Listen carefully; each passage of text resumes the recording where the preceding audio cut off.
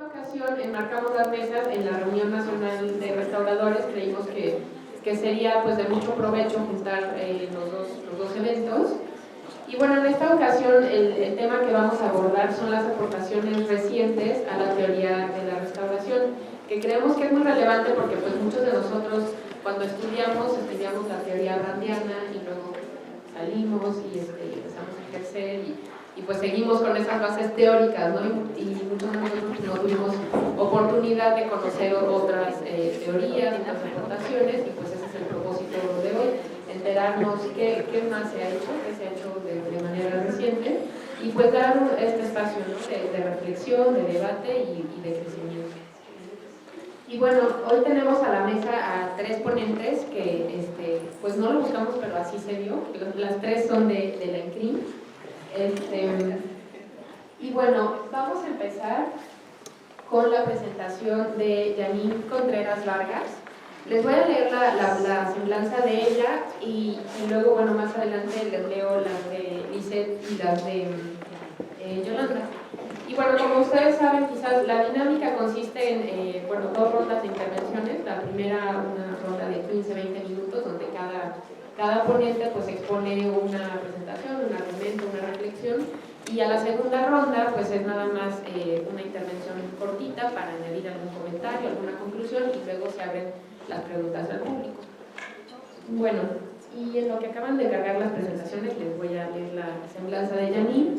Janine Contreras Vargas es licenciada en Restauración de Bienes Muebles por la INCRIM, es maestra en Ciencia y Conservación Forense en una universidad del Reino Unido, Lincoln. Es titular del seminario Taller de Restauración de Metales y participante en asignaturas de Ciencia Aplicada a la Restauración del Patrimonio Cultural en la INCRIM desde el año 2001. Su actividad se centra en la caracterización de los materiales que integran el patrimonio cultural metálico, sus mecanismos de alteración, posibilidades para su tratamiento y evaluación. Tuvo el Premio Nacional INA 2005 a la mejor tesis de licenciatura y en el año 2012 a la mejor tesis de maestría en el área de conservación del patrimonio cultural. También obtuvo el premio del decano de la Universidad de Lincoln por tesis de maestría en 2011. Actualmente colabora en el proyecto CONACYT Metodologías no destructivas para el estudio in situ del patrimonio cultural y es titular del cuerpo académico PROMEP en formación, conservación integral de materiales inorgánicos que conforman al patrimonio cultural. Bueno, tiene diversas publicaciones en la revista de Intervención, también en libros publicados por el INA y en medios extranjeros. Y bueno, pues sin más los dejo con Janine Contreras, y gracias al área de vinculación por darnos este espacio, por permitirnos coordinar esfuerzos y pues presentarles esto que preguntan ustedes.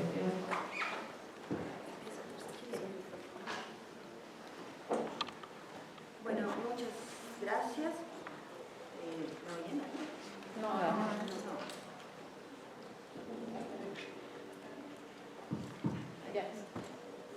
Bueno, esta presentación, perdonen ustedes, fue un poco, diría que apresurada, porque estaba en un congreso del otro lado literalmente del mundo.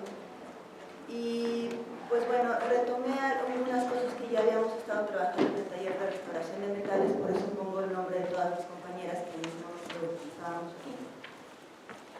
Y bueno, no quiero hablar en general de cuáles son los nuevos aportes que se han hecho en la teoría de la restauración, porque creo que es más bien que voy a hablarles de los aportes que tenemos que hacer en el punto en el que estamos. Y todo esto sale de la metodología porque nos hemos dado cuenta que hay una confusión bastante común respecto de que no tenemos teoría de la restauración, que es una cosa que solemos seguir diciendo, aunque es algo extraño, pero que sí hablamos con mucha frecuencia que tenemos método y metodología. Y es bastante curioso porque no podemos tener metodología si no partimos de una teoría.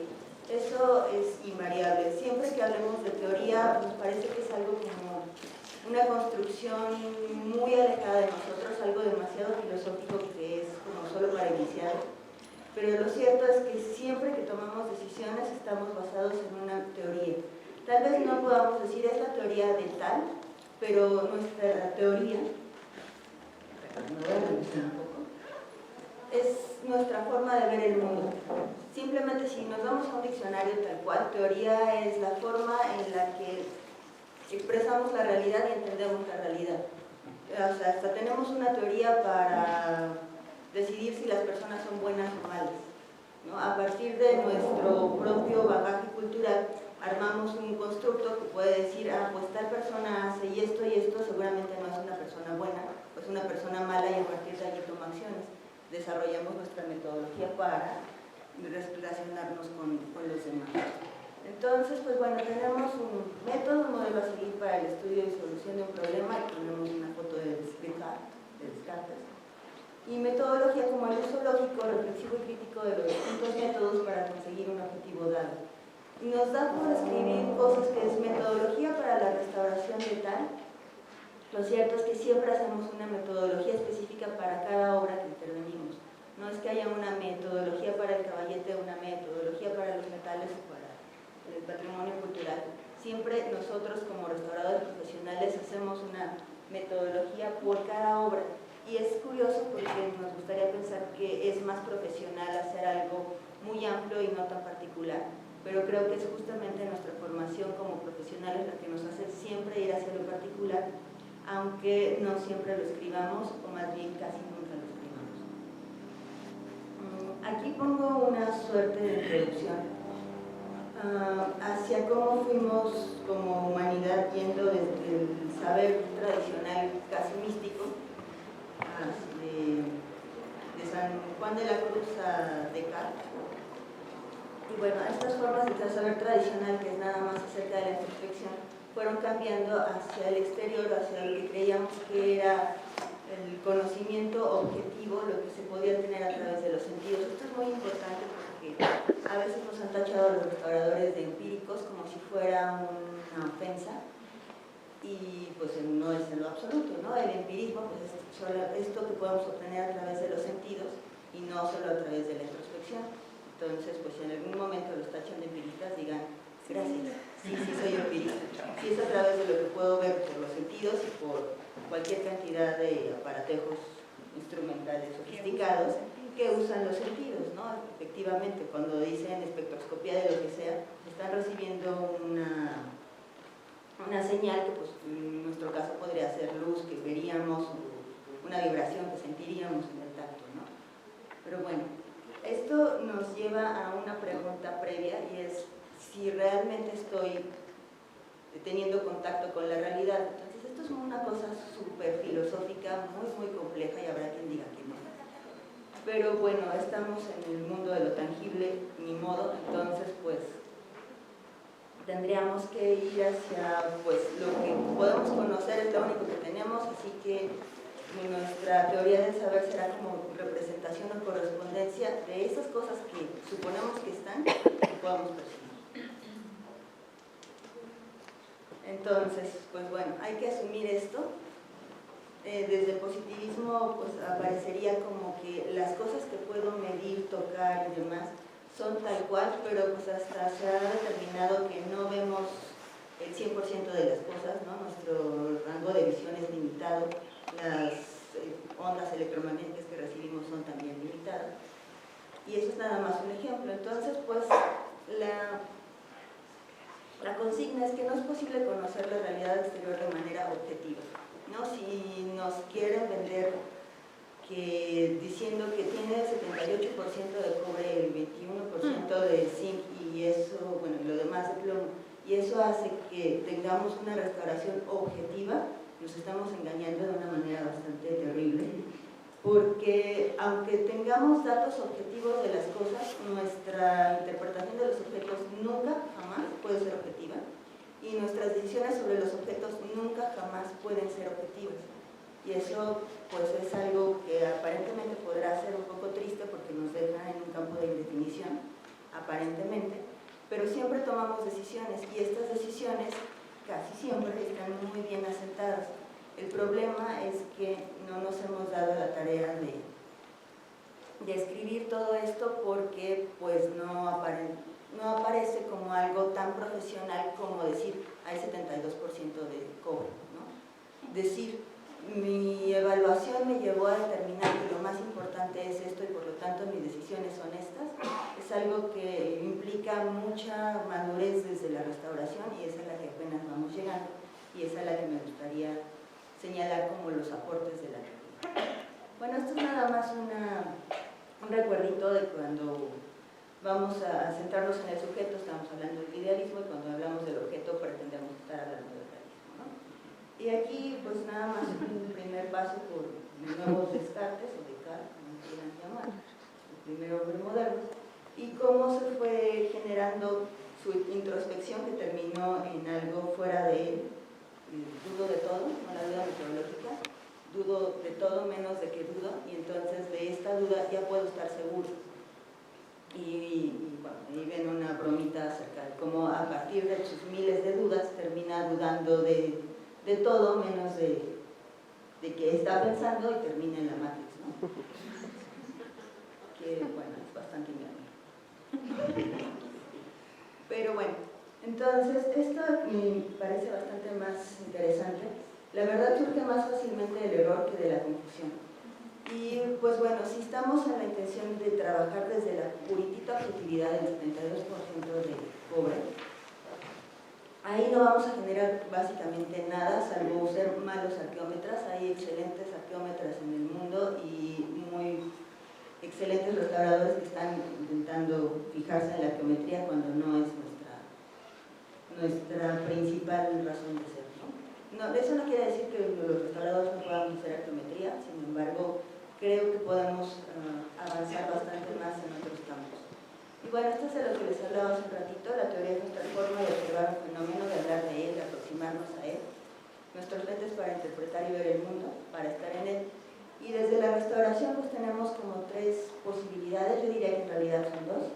Viollet-le-Duc, que en su momento señalaba que podía hacer reconstrucciones a partir del conocimiento de los estilos y decir que tal vez conocía mejor la intención del autor que el autor mismo. Ahí se murió un poco el Filipo. A Brandy, que ustedes recordarán, tenía que ver con esta intención de la obra de arte y cómo vamos a poder apreciarla mejor a lo largo del tiempo a partir del análisis que hagamos de ella y cómo el buen señor Filipo, gracias Dios, le dio una lectura mucho más sencilla y es la que pues creo que en la mayoría de los casos en México estaríamos aprovechando. O Muñoz Viñas, que, perdón de los presentes y que lo amen, me parece que no aporta nada, básicamente hace una extraordinaria revisión de lo que han hecho muchas personas, pero no hace una propuesta personal, ¿no? Entonces cuando me dicen es que desde la teoría de la restauración contemporánea de Muñoz Viñas como muy interesante porque no existe, ¿no? Bueno, desde mi punto de vista es como revisitar a otros, pero no es una propuesta tal cual contemporánea.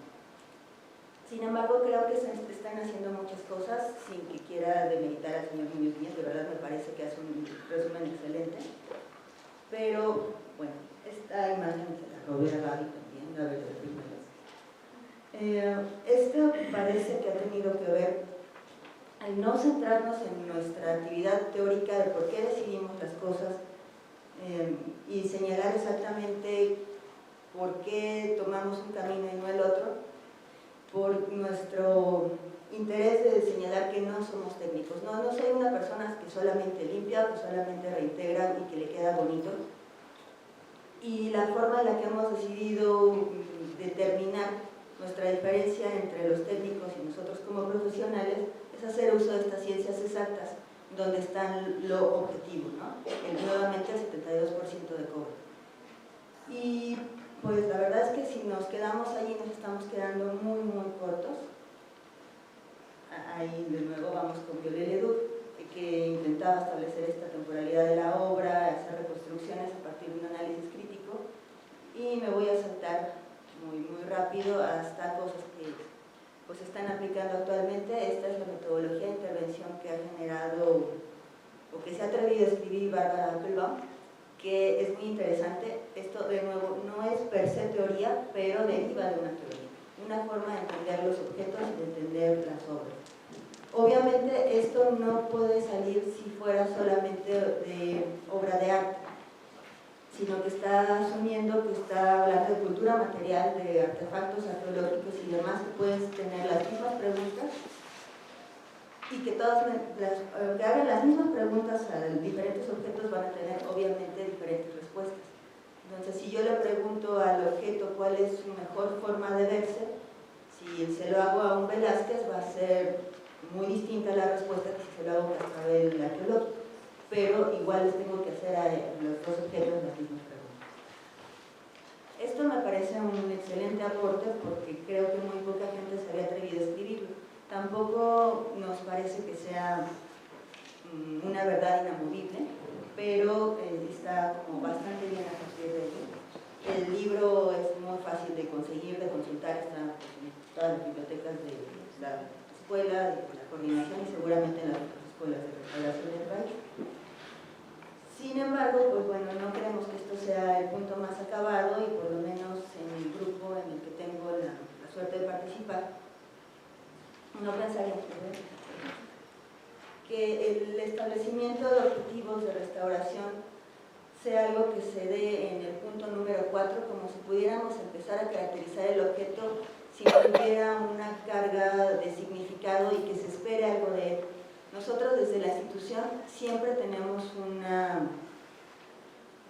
una propuesta previa, nunca vamos a intervenir un objeto a partir de un interés propio, ¿no? Si ya es parte del patrimonio del instituto por lo menos, obviamente hay una carga incluso federal que se le da a una obra para decir es patrimonio histórico y por tanto está en la custodia del instituto y a partir de eso es que nosotros nos podemos hacer cargo o que cualquier institución federal o incluso como particular se puede hacer cargo.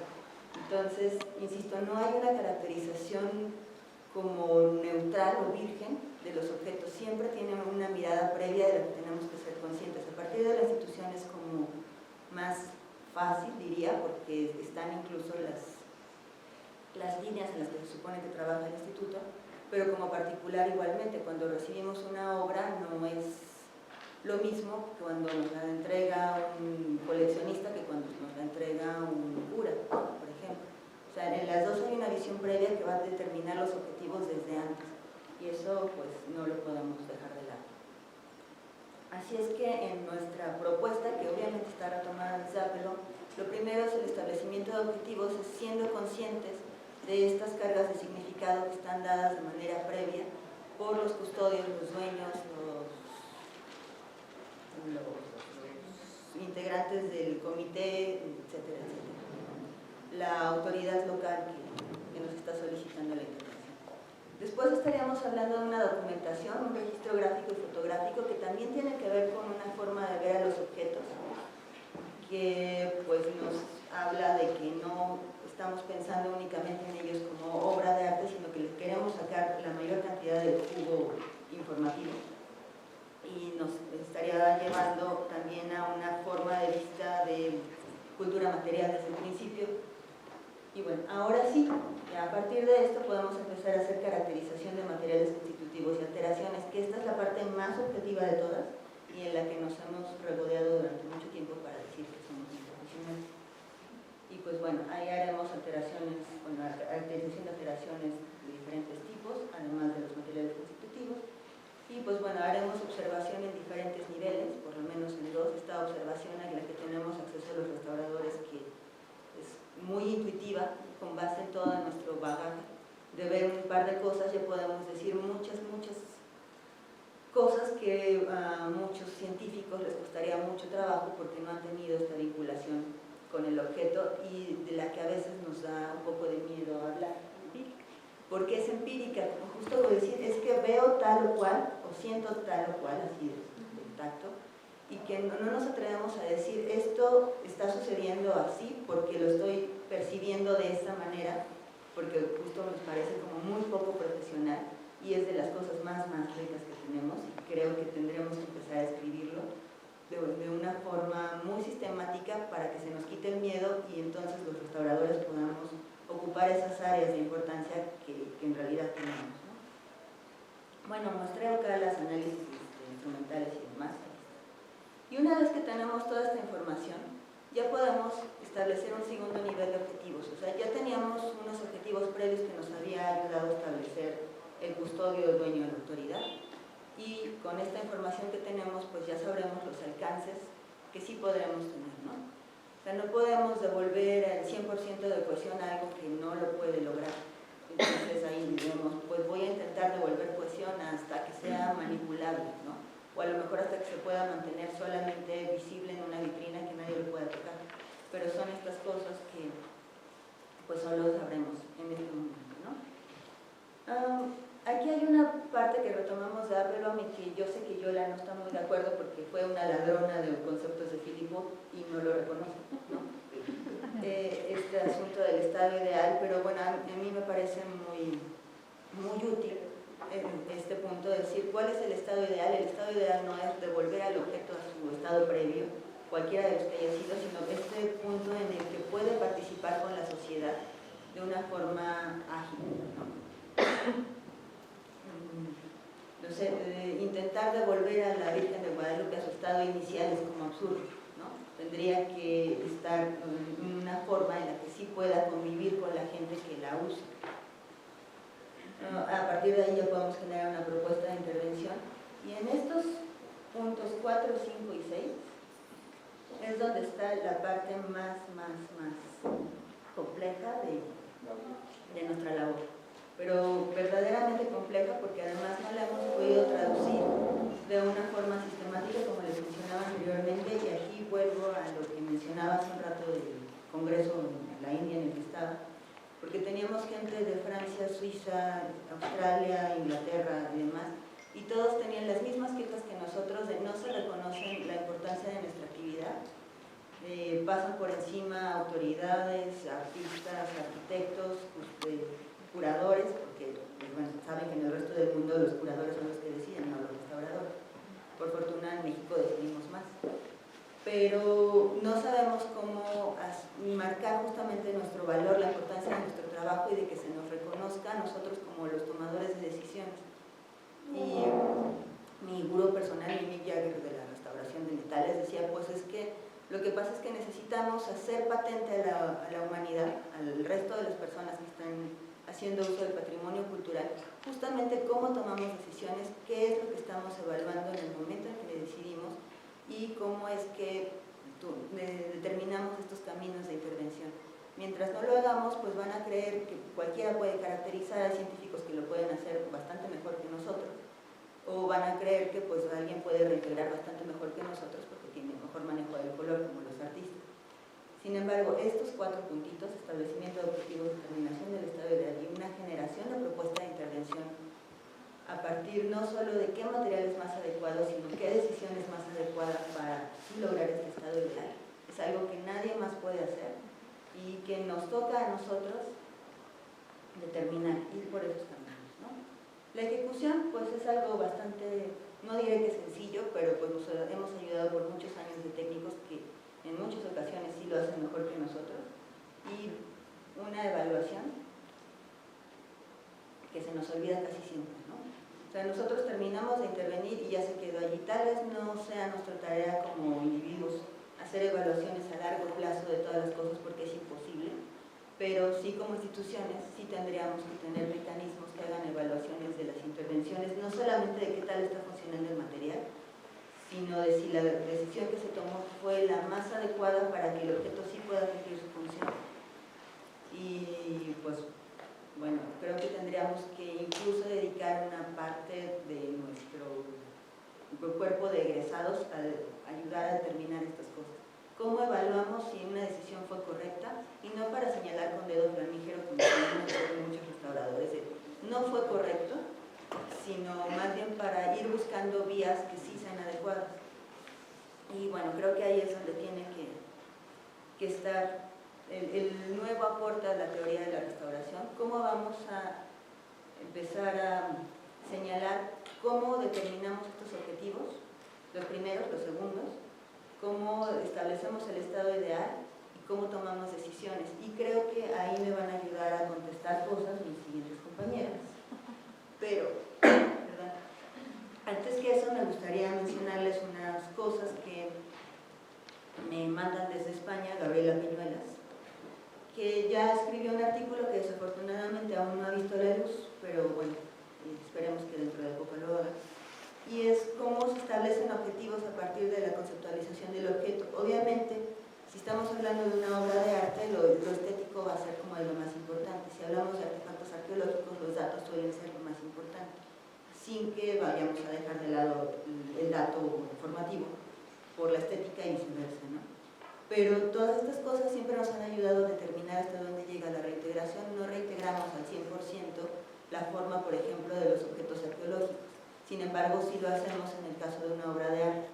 Y esto es algo que hemos hecho de forma muy intuitiva, todos, ¿no? Pero no lo hemos puesto en papel para que después la gente diga, ah, están siguiendo un proceso metodológico, sistemático, intelectual impresionante, porque nos ha dado pena, ¿no?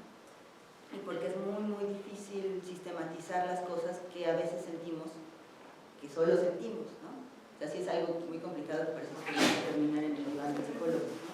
O sea, ¿cómo hago para poner en palabras estas cosas que pasan por una décima de segundo por mi cerebro y terminan en una decisión? Eso es una cosa tremendamente complicada que tendremos que ayudarnos de otros científicos sociales para empezarlo a desmenuzar y entonces sí poderlo poner en palabras, ¿no?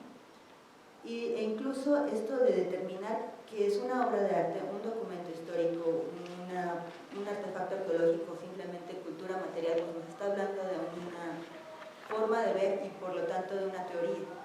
Y tendríamos que tener también un bagaje histórico, filosófico más amplio para ayudarnos a ubicar dentro de estos puntos y que entonces no tengamos tanto miedo de tener un lugar, ¿no? Y aquí voy a hacer un pequeño comercial respecto del diplomado de Historias y Teorías de la Conservación y Restauración, porque bueno, a partir de que yo cursé este diplomado con las compañeras de aquí de mi lado, pues me ha costado un poco menos de trabajo ubicar en qué punto nos encontramos, ¿no? Igual como decir, pues la verdad es que Luis Viñas es muy maravilloso haciendo resúmenes, pero no tiene una propuesta, ¿no? Y ese tipo de cosas, pues creo que a muchos nos cuesta trabajo porque pues nos da por pensar que no tenemos una oportunidad para hablar porque no conocemos, ¿no? Entonces, pues lo siguiente será, aparte de desmenuzar esto, pues sí hacernos del bagaje filosófico histórico para que nos podamos ubicar. Y pues por el momento eso es todo lo que tengo que decir.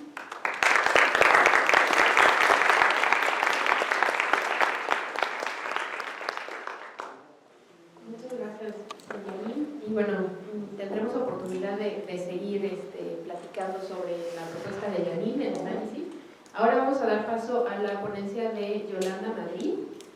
Yolanda Madrid Alanís es licenciada en Restauración de Bienes Muebles por la ENCRIM desde 1996 y ahora es restauradora perito de Lina. Tiene estudios de maestría en Historia del Arte por la UNAM y cursa la maestría en Teoría Crítica en 17 Instituto de Estudios Críticos. Fue profesora del Seminario Taller de Restauración de Pintura de Caballete en la ENCRIM de 1996 hasta el año 2015. Actualmente codirige el Seminario de Configuraciones Teóricas y participa en el módulo introductorio a las teorías y métodos de las ciencias sociales, ambas de la licenciatura en restauración. Obtuvo el premio Paul Coremans INA 1999 al mejor trabajo de restauración y la mención honorífica en 2013 de la misma categoría. Llevó a cabo estancias en el extranjero con becas en 1997 en The Better Image, New Jersey, Estados Unidos, y en 1998 en el Museo de Arte Reina Sofía, Madrid, España. Ha participado en proyectos de restauración de pintura de Caballete en Antigua Guatemala, El Salvador, con la Benemérita Universidad de Puebla. Es coordinadora de varios proyectos de restauración en pintura dentro y fuera de Lina. En el área de docencia ha impartido clases en la UAM, la UNAM, el INACIPE, en la Ciudad de México, en la Universidad Autónoma de Querétaro y en el Museo del Hombre en Honduras. Participa en foros, coloquios y publicaciones con diversas instituciones. Muchas gracias. Gracias. ¿Sí se oye? Sí. Buenas tardes, ya casi. Creo que voy a seguir un poco en la misma tónica que Yanin. Espero no aburrirlos profundamente porque no tengo las habilidades que el doctor Argüelles tuvo el lunes para mantenernos en vivo a todos hablando de estas cosas.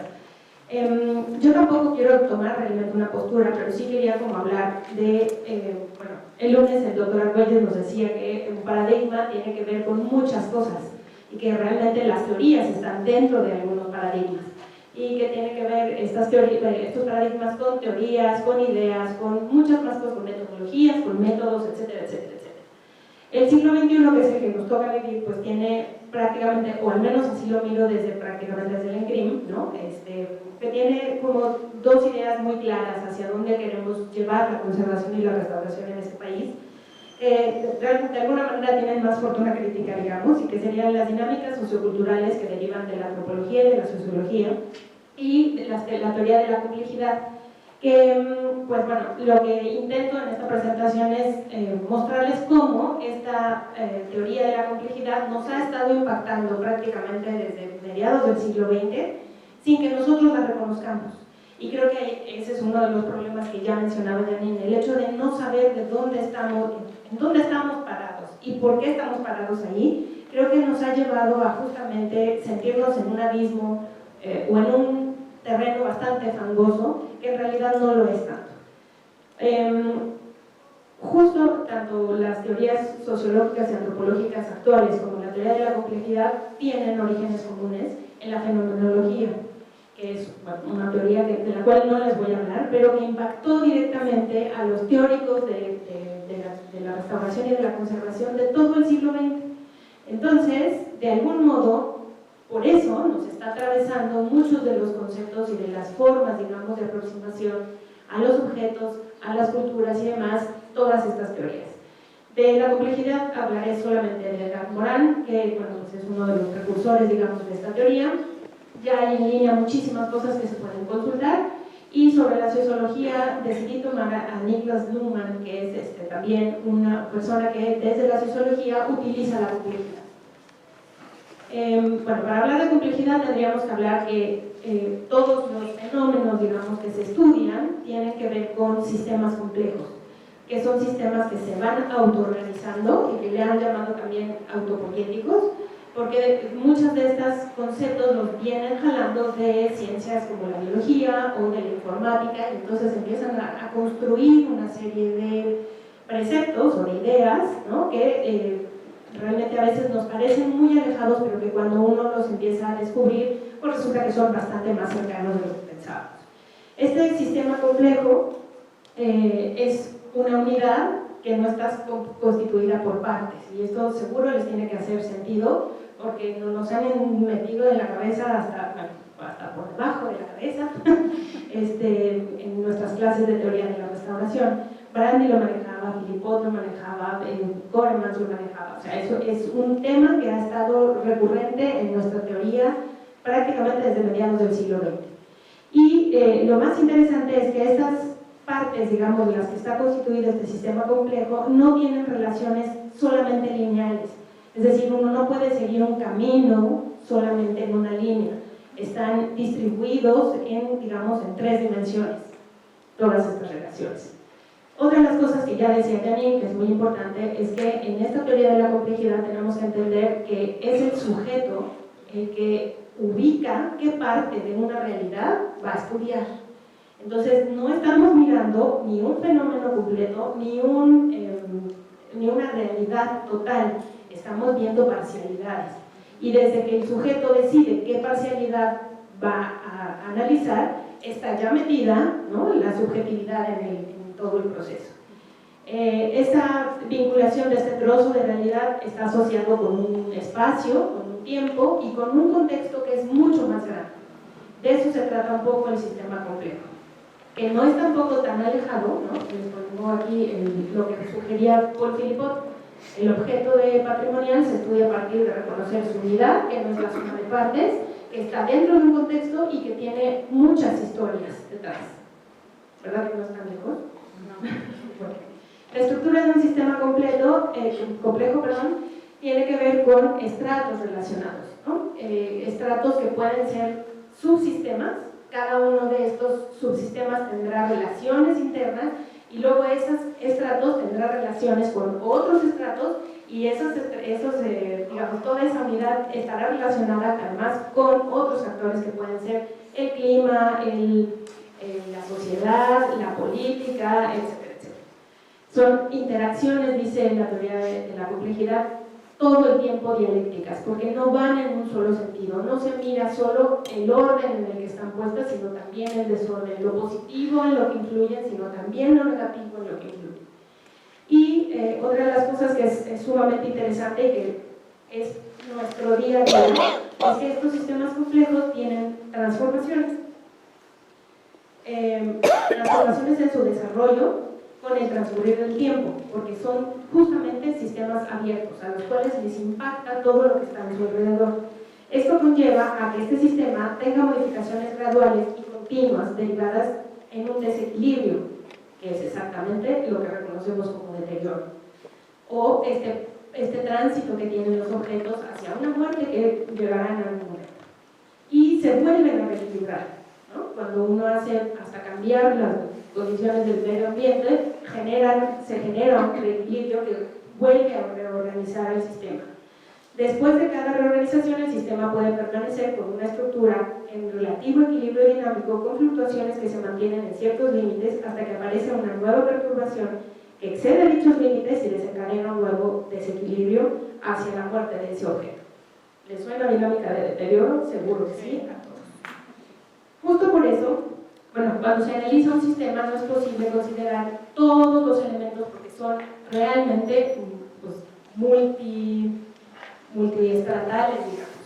Entonces, el investigador, o en este caso el conservador, lo que necesita es justamente interpretar qué relaciones se van a analizar, qué elementos abstraídos de esta realidad parcial se van a analizar, qué aspectos de esa experiencia considera y cuáles no, que eso tampoco nunca hacemos. Decidimos irnos por un camino, pero no explicamos por qué decidimos ir por ese y no por otro. Eso es fundamental. Justo por todo esto es que la teoría de la complejidad sugiere que se requieren de equipos interdisciplinarios, que ya lo planteaban los conservadores desde 1950 y tantos, o mejor, como sugiere Morán, transdisciplinarios, que tiene que ver justamente con que hay una compartición de marco epistémico, conceptual y metodológico. Lo que nosotros hacemos por lo general, y lo hemos discutido en muchos otros foros, es prácticamente esto. Tenemos un objeto que es común a todos y cada área de conocimiento, la historia, la restauración, la química, la física, la biología, la fotografía y la radiología, todos tienen un marco conceptual diferente, objetivos diferentes, marcos conceptuales distintos y hasta metodologías distintas para analizar ese objeto. Y luego lo único que hacemos es sumar. Eso no sería, digamos, un trabajo de equipo interdisciplinario y menos transdisciplinario. Tenemos que ubicar qué metodología, qué epistemología, qué conceptos son comunes, digamos, entre todas las áreas para poder estudiar un fenómeno de la conservación. Lo cual se dice fácil, pero creo que no hemos logrado. Vamos, creo que por caminitos, en algunos casos, tratando de llegar a ello, pero no ha sido fácil. La realidad, como decíamos, nunca está acabada y siempre es perfectible. De ahí que se propongan como principios estos tres. El dialógico, que se asocia con el orden y con el desorden, o sea, cómo se transita en un objeto o en un fenómeno de situaciones de orden y desorden, de caos y de normalización, digamos. Que, bueno, digamos, pensemos en un ecosistema es necesariamente un sistema dialógico también. O un objeto cultural en un contexto vivo. Todo el tiempo va a tener tránsitos entre orden, desorden, caos y nosotros. El otro principio es hologramático, que tiene que ver con transitar también del objeto hacia el todo, o sea, todo lo que implica ese objeto, y de ese todo de nuevo hacia el objeto.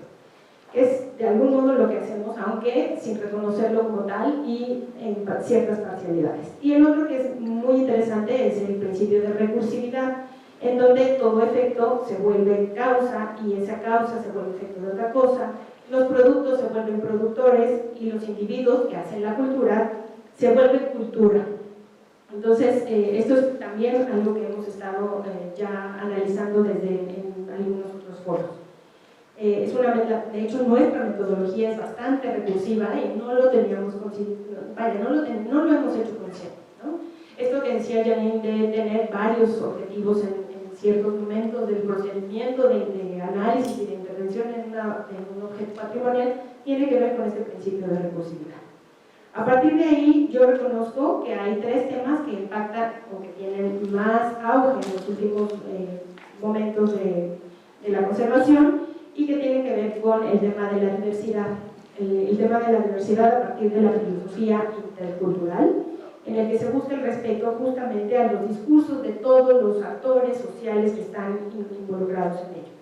Se busca justamente desplazar este logo del que hablaba también el doctor Argüelles, hegemónico, para que exista justamente una posibilidad de discutir qué es lo que les importa y cómo les afecta el patrimonio cultural a distintos sectores, digamos, poblacionales o sociales que están vinculados con él.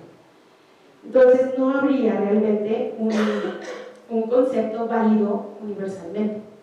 Y eso es algo para lo que creo que no estamos totalmente preparados. Hay que tener cuidado justamente por ello en que cuando utilizamos todas estas disposiciones, las cartas, las normativas, los códigos, incluso la normatividad de nuestra propia institución, pues están teniendo agendas, como decía también el doctor Argüelles, ¿no? Que es algo que no siempre está visibilizado y que además no buscamos visibilizar.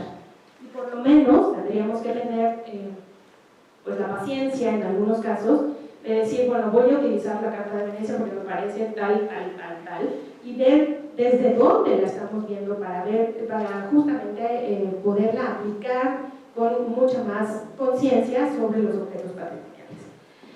Tampoco podemos soslayar que tanto la Carta de Nara como la Carta de Burra o la Declaración Universal de Diversidad Cultural de 2001 de la UNESCO pues ya están haciendo intentos por hablar justamente de diversidad. El segundo tema que me parece totalmente actual es el rol social y la subjetividad, de la cual hemos estado hablando desde el inicio de esta plática. Edgar Morin dice que el sujeto ha sido rechazado, considerado como una perturbación o como un ruido en todas estas situaciones científicas, positivistas que nos han permeado pues, hasta la médula y que realmente nos está costando mucho trabajo sacarlas, ¿no? O desecharlas un poco y hacer presente a este sujeto. Creo que como conservadores y restauradores tenemos que empoderarnos como sujetos de la toma de decisiones, de las normatividades y de estos trabajos justamente que se buscan que sean transdisciplinares. Luhmann dice que va incluso más allá, dice que una teoría apropiada del conocimiento debe adecuarse a una sociedad funcionalmente diferenciada, ¿no? Entonces ahí vemos cómo la mirada se traslada, digamos, no solo al sujeto que toma la decisión, sino a un sujeto que está inmerso en una sociedad y que es esa sociedad la que le da sentido al objeto cultural. Y por último, pues la comunicación, ¿no?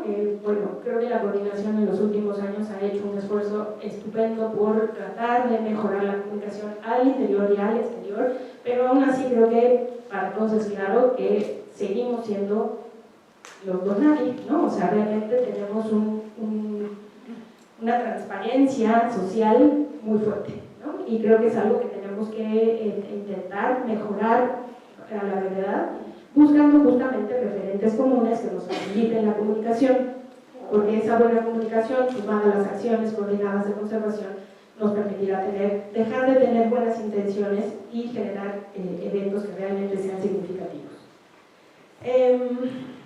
Pues eso, lo que pienso al final es que tenemos muchos desafíos, tenemos que pensar menos en lo material y más en los intangibles en torno a la materia que los detenta. Están, como decía yo, las regulaciones ya de Burra y de Nara, pero me pregunto si estos contextos son distintos o similares a los nacionales, ¿no? De pronto simplemente trasladamos lo que el poder hegemónico de algún modo eurocentrista, ahora un poco asiático, nos ha venido generando y al menos yo quisiera que nos cuestionáramos si lo que está puesto ahí realmente es un símil a nuestra realidad. Creo que también necesitamos promover la desaparición de las fronteras entre las áreas disciplinares, lo cual va a ser realmente complejo, porque para buscar este diálogo de la transdisciplinaridad incorporar al sujeto como desencadenador de estos observables que sugiere la teoría de la complejidad. Yo al menos sugiero que este maldito concepto del stakeholder me parece aberrante. Sé que ha habido discusiones al respecto, lo pone un poco en discusión, bueno, lo proponen los strategic managements, no sé cómo se diga en español. Bueno, todas estas teorías como de manejo y administración las está incorporando a la conservación. Es un término que ya pueden ver en muchos de los textos que se están discutiendo sobre conservación, pero en realidad es un término que hace alusión a un afectado, a un cliente, a una persona que usa cierta cosa, a alguien que es proveedor, y yo creo que eso realmente es otra vez reducir el concepto de la parte social, ¿no?, vinculada a la conservación. Tenemos que mirar, creo yo, con mucha más claridad que la conservación es un sistema complejo, lleno de realidades que son dinámicas, que son inciertas, que son parciales, que son caóticas, que son erráticas, y hoy más que nunca incluso tener en cuenta que esa es nuestra realidad, o esa parcial realidad, debe ya incluso estar en armonía con la naturaleza, con la sociedad, con los cultos, con las religiones y con las políticas.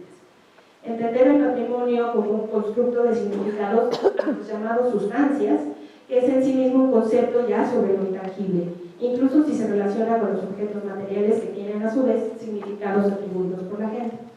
Reconocer que los valores están en la gente y no en el objeto, porque se restaura para conservar, para que ese objeto siga vivo, para que siga siendo parte de una sociedad. Al final, sin esa sociedad, el objeto está condenado a la muerte y con él todos los intangibles. Se conserva para resguardar memoria pasada, que está mirando, digamos, a preservarla hacia el futuro. A mí me interesó poner este pequeño texto de 1980, se estudian los sitios con memoria, y es algo que creo que no estamos reconsiderando tampoco como parte de nuestro quehacer. Un sitio con memoria, puedo decirles que es el Muro de Berlín. El Muro de Berlín es un sitio con mucha memoria, aunque materialmente no es ni remotamente lo que era hace menos de 100 años. Los significados deben dejar de ser solo atribuciones de los expertos. Esa es otra cosa que tenemos que abrirnos para reconocer que los significados son mutables y que están asociados más a dinámicas socioculturales que a lo que nosotros como expertos podemos decir. Así que como parte del siglo XXI, ¿no?, me pregunto que tenemos que nos tenemos que obligar a pensar en que va a haber o que tenemos que propiciar rupturas de leyes, normas, de regulaciones, perder un poco el control de los significados y hacer tránsitos de estos caos al orden. La pregunta sería si estamos realmente capacitados, si estamos capacitándonos o si estamos capacitando a los futuros conservadores para mí. Muchas gracias.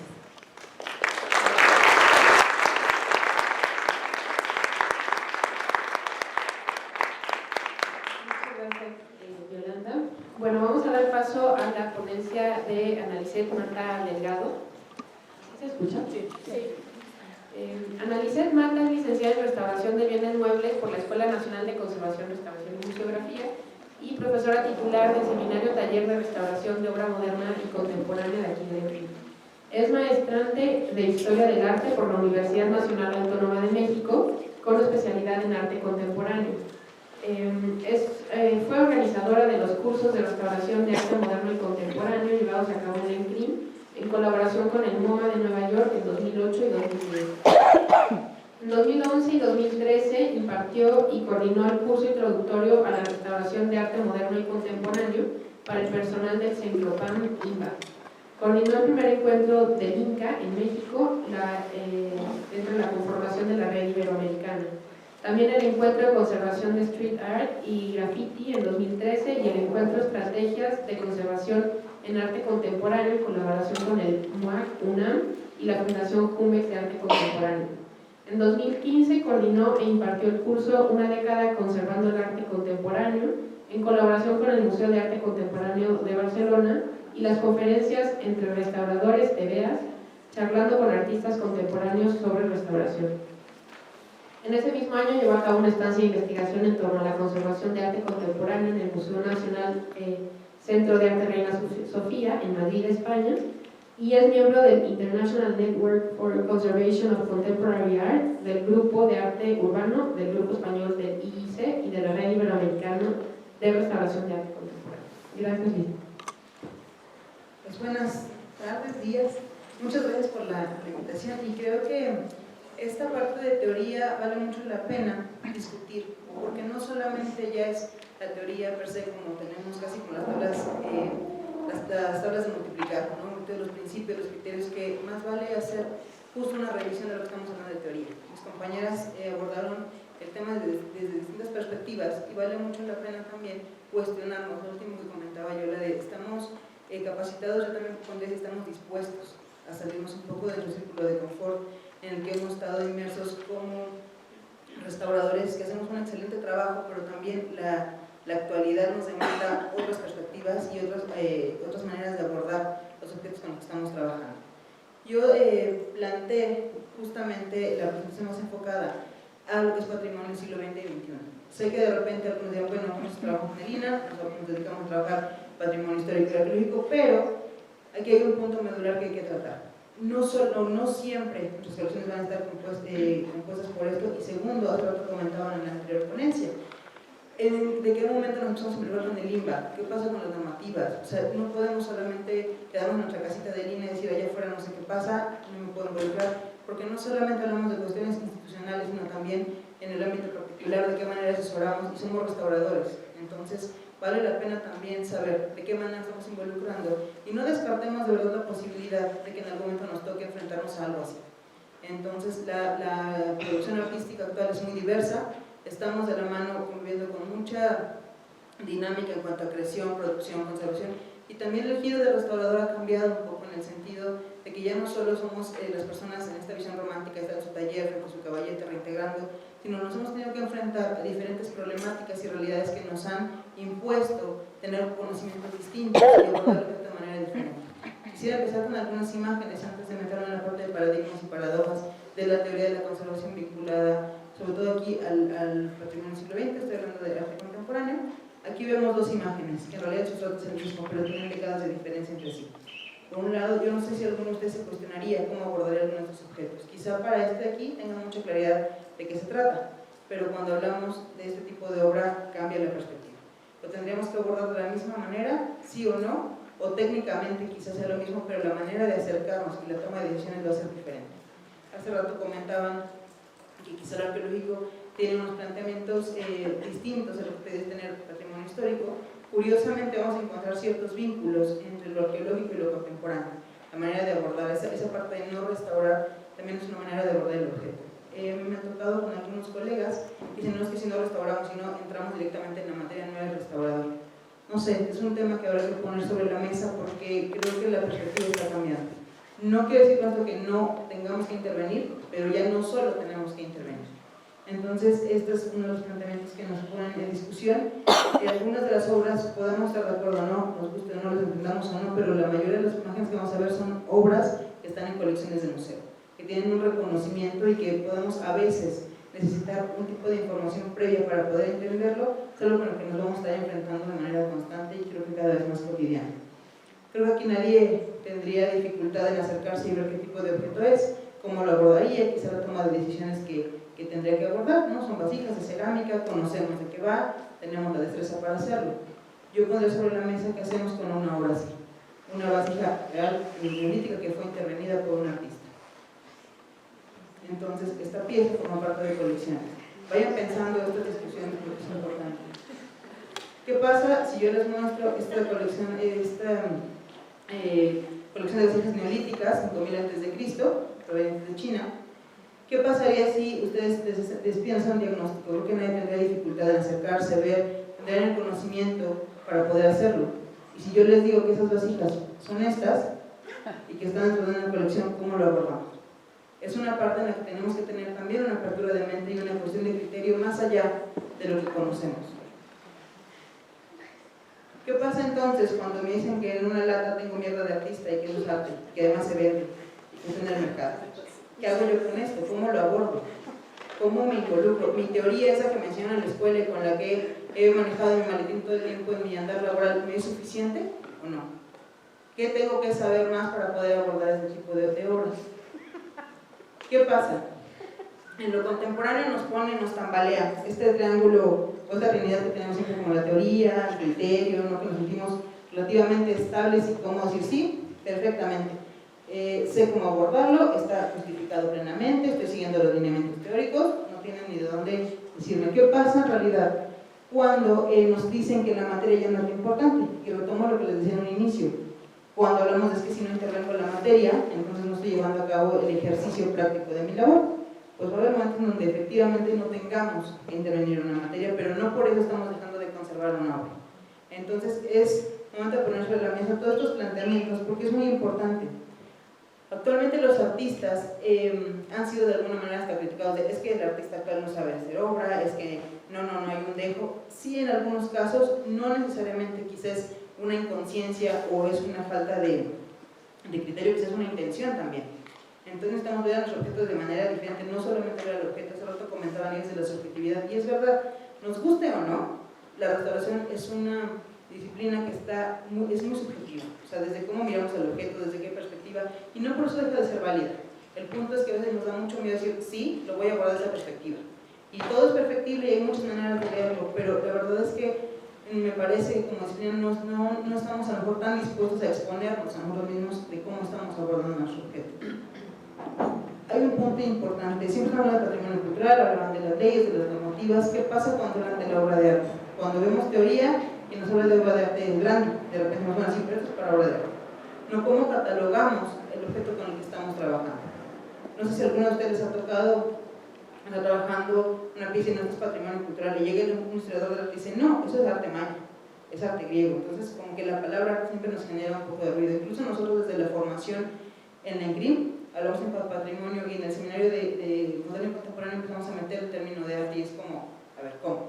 Entonces, esto es arte y esto es patrimonio, ¿cómo lo abordo? Desde la manera en cómo nos acercamos, y que no es el caso de esta mesa, pero tenemos que empezar a ver que el término arte no es tan, ya lo decimos casi como una categorización estable y ya es arte y entonces estamos cómodos ahí, pero en realidad es un término bastante reciente pensando en la historia de la humanidad y reciente pensando en la historia del arte.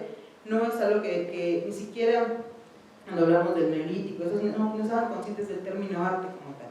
Entonces, me parece importante también poner sobre la mesa, por lo que comentaban hace rato, ¿le pido permiso a Bellas Artes o no?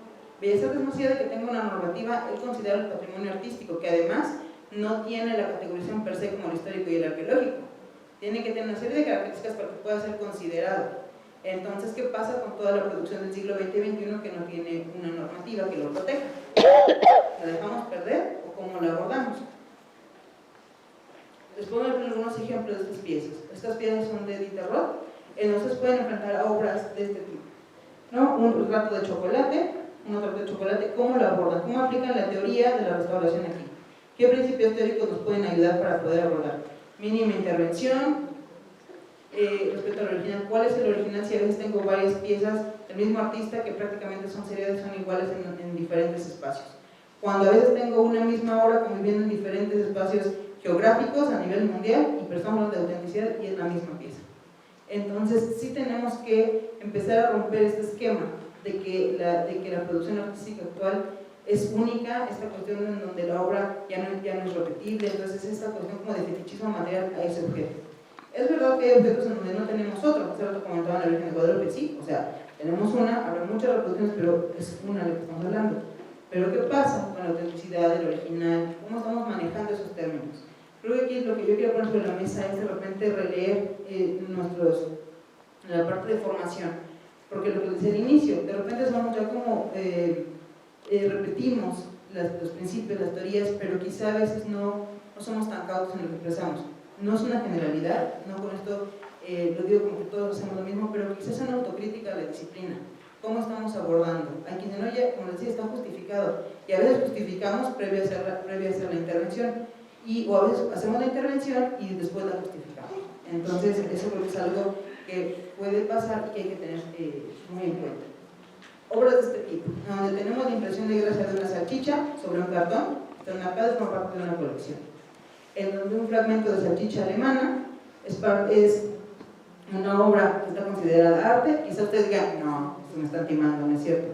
Pero sí, o sea, nos guste o no, ese es el tipo de obra con el que nos vamos a enfrentar en el siglo XX y XXI. Y uno no sabe más allá, o sea, en unos contenidos a qué nos vamos a estar enfrentando. Entonces, ¿cómo lo abordamos? Tenemos la suficiente información para poder asumir una obra de este tipo. Es más, incluso es sujeto de intervención. ¿El restaurador tiene cabida o no tiene cabida aquí? ¿Qué pasa? Yo traje algunos puntos en donde se habla de la paradoja del arte contemporáneo, lo que les comentaba. Hay un punto en donde ya la integridad física del objeto ya no es lo importante. Entonces, ¿cómo aplicamos la teoría que hemos conocido a lo largo de nuestra formación y a lo largo de nuestra vida laboral, que nos hemos actualizado, hemos revisado, revisitado a algunos autores? ¿Qué pasa cuando la integridad física ya no es la parte importante? Hace rato hablaban de comunicación, de memoria, de comunidad. Mucho de esta obra todavía no ha tenido el paso del tiempo, y lo discuté con los estudiantes cuando trabajamos en el semestre, que mucho lo tenemos al lado. Efectivamente, el arte contemporáneo es el arte actual, lo que nos va acompañando. Quizá por eso no ha formado, o todavía no tiene esa categorización como de producción de la memoria. O sea, ya no tenemos como esa visión como tenemos de los impresionistas, ¿no? Ahorita nadie pensaría un Van Gogh es prescindible. ¿Por qué? Porque ya pasó un tiempo, ya hay una parte de historia. ¿Qué pasa con el arte actual? Es importante también en donde la parte de la integridad física y el significado del material es muy importante. Les decía hace un rato que el arte contemporáneo predomina la idea sobre la materia, y evidentemente hay una categorización de arte conceptual que no es el punto, o sea, porque si nos vamos como a la parte medular, toda producción artística ha sido conceptual, se gestó a partir de una idea. La materialización de cómo se dio, esa es la parte interesante. ¿Qué pasa aquí? ¿Qué pensarían si yo les enseño esta pieza y les diría que este artista además es arqueólogo? Cuando yo les decía que hay una visión quizá que del artista como de descuidado, como de que no le importan los materiales, quizá hay una conciencia. Esta persona que generó esta pieza llamada Dan Paredes es arqueólogo y conoce también la parte cerámica, que lo llevó y transformó esa formación de arqueólogo a ser artista. Y ahora es uno de los más reconocidos en México, porque trabaja la cerámica, trabaja el horno, trabaja una serie de materiales a partir del conocimiento exhaustivo de la materia. Entonces no podemos generalizar, pero sí hay un punto en donde podemos discutir hasta dónde estamos considerando algo arte o algo que se puede tener unos vínculos con la arqueología, quizá con otro tipo de disciplinas, con antropología. Hay una serie de producciones artísticas que no solamente están pensadas desde el punto de vista artístico, sino que pueden tener unos entrecruces con otras disciplinas y que quizá también tenemos que mirarlo desde esa perspectiva. Esta pieza de aquí, o sea, nadie pensaría, por ejemplo, en un entierro arqueológico, pues los huesos, un punto medular, nos da datos, hace rato hablaban del 47%, pues esta parte en donde el dato es lo importante. Aquí, ¿qué es lo importante? El concepto, el material, el significado. Entonces son cosas que vamos cuestionándonos, y por eso con estos ejemplos, porque de repente pensamos en el arte contemporáneo como algo muy lejano a nosotros, como que nunca nos va a pasar, como si no volteo no existe, ¿no? Si no me muevo no me ve, pero la verdad está más cercano de lo que pensamos, ¿no? Hay un punto aquí, esta caricatura es muy interesante, cómo de repente la gente cuando ve arte contemporáneo, no sé si ustedes les pasen, si ustedes van a exposiciones o no les gusta, pero es como de, ¿no? Le da uno las sales y el bochorno cuando ve cosas que uno no entiende y dice uno, ¿y esto qué hago con esto? ¿No? O sea, ¿lo intervengo o no lo intervengo? Quizá todavía hasta las vanguardias nos sentimos relativamente cómodos, porque hablamos de cosas, pues, comprensibles incluso desde el nivel material, conceptual. Claro, pues, vemos una pieza en instalación de los dientes y es como de, ¿no? O sea, bien, gracias, porque no sé, ni lo entiendo como objeto, pero ni siquiera sé si tengo que intervenirlo como desde el punto de vista de la restauración. Por eso es importante que la teoría, o sea, curiosamente aquí la parte importante quizá de la aplicación de la teoría de la restauración no es tanto el procedimiento. Quizá estamos utilizando muchos de los mismos recursos técnicos o muchos de los procesos que ya hemos usado en otro tipo de bienes, pero aplicados. Esa parte no es lo importante es la toma de decisiones y en qué momento se decide intervenir o no. Por ejemplo, en este sentido, en la teoría de la restauración como tal nunca ha considerado una diferencia clave de esto es para bien arqueológico, esto es para histórico, esto es para arte contemporáneo, arte moderno, o sea, todas estas cajitas en las que de repente hacemos muchas divisiones. Más bien es la manera en cómo lo abordamos. Tampoco trata de meterlo con calzador y de este principio me queda, entonces ahí lo pongo. No, sino más bien hacer un análisis exhaustivo del objeto que tenemos frente a nosotros, y en el cual quizá no necesariamente tenemos que hacer una intervención, quizá la documentación sea el recurso. Entonces, este aprender a soltar no es sencillo, porque nos han formado y es válido. La verdad es que considero que si no tuviésemos la formación que tenemos tan sólida, me refiero como país, o sea, porque de repente vemos, ay, es que México, la verdad es que México tiene una formación increíble. Tenemos bases muy sólidas cuando uno lo contrasta con otros espacios académicos en el extranjero, mismos del país. Tenemos una formación muy sólida, pero no tendríamos la capacidad de abordar este tipo de obras si no tuviésemos ese antecedente. O sea, no podemos irnos directo a lo contemporáneo sin conocer primero todo lo que todos aprendimos, diferentes programas, pero todos aprendimos. ¿Por qué? Porque en realidad la parte de la teoría es un tema que en realidad nos puede dar para hacer casi una carrera completa. Entonces, lo que vemos dentro de nuestro esquema educativo, pues evidentemente tenemos que ir revisando qué es lo que aplica y qué no. En este caso, también hay un punto en donde los discursos, quizás sobre el arte moderno y contemporáneo, no es que esté diferenciado claramente, pero que podemos tener algunos contrastes. Esta tablita quizás es muy general, porque evidentemente depende mucho del tipo de arte y cómo lo estamos planteando, pero en el arte tradicional, por decirlo de alguna manera, que se ha cuestionado mucho si se debe de llamar tradicional, sino el arte antiguo también lo han llamado, es que hay una técnica más depurada, hay un conocimiento quizá más exhaustivo de los materiales, tenemos tratados, como digamos a Da Vinci, Pacheco, etcétera, etcétera. Actualmente los artistas recurren mucho a los restauradores para trabajar, no sé si alguno tiene la experiencia, pero es una retribución, es un diálogo constante. Si yo quiero hacer esto, ¿cómo lo hago? No me interesa que dure, o sí me interesa que dure, pero el conocimiento que tenemos de materiales es un diálogo donde podemos tener una retroalimentación muy interesante. Tenemos la ventaja, que desafortunadamente tenemos en otro tipo de temporalidades, en hablar con el autor, ¿no? En preguntarle, no trabajar con Wicca, sino trabajar con el historiador y con el arqueólogo y con la bibliografía, sino hablar directamente con el creador, el que conceptualizó la idea. Entonces es una parte muy importante. Estas tres premisas, los tres factores que les pongo aquí, son creo que un punto medular para tomar decisiones en relación a la conservación de arte contemporáneo y la aplicación de la teoría. Entonces, ¿qué pasa? Que entonces la teoría y la práctica toman un punto de partida diferente. Y eso es donde tenemos que decir, estar dispuestos a hacer esto y estar abiertos a lo que nos estamos enfrentando. Ustedes pueden, estos son algunos de los autores con los que hemos trabajado siempre, ¿no? Desde el punto de vista de la teoría. Ustedes pueden elegir cuál es su favorito, ¿no? Cuál quieren ser como fan, su grupo, lo que sea. Hace rato comentaban, bueno, Philippot o Viñas. Creo que aquí el punto no es quién, más bien el punto es quién hizo qué, pero también qué nos está diciendo cada quien. Efectivamente, por ejemplo, Gómez Viñas, sí, yo me acuerdo mucho de una estudiante que decía, es que me decepcioné el libro porque no me propone nada nuevo. Quizá cuando uno habla directamente con Muñoz dice, bueno, es que mi intención era proponer algo realmente nuevo, era revisitar los autores. Entonces, también hay que releer a los teóricos, a los autores, y no casarnos nada más con nuestros 5 puntos, ¿no? De cómo abordar la teoría o qué nos funciona de ella. Aquí hay un punto medular en donde la teoría y la práctica tenemos que tener un balance. O sea, siempre lo comentaba Janine, en donde, ¿por qué necesitamos como tener esta parte de sustento científico y para sentir que no somos técnicos? La verdad es que las habilidades manuales las desarrollamos y evidentemente nos apoyamos en alguien más generalmente para ejecutarlas. Lo hacemos nosotros o lo hace alguien más, pero es el punto de decisión, el punto de cómo aplicamos la teoría, lo que es la parte importante. Por eso siempre hay que tener en la balanza teoría y práctica. Y creo que no es grave decir, ahí eres técnico o solamente ejecutas un proceso. Es más bien decir, sí, lo que me diferencia es que yo además puedo aportarte esta información.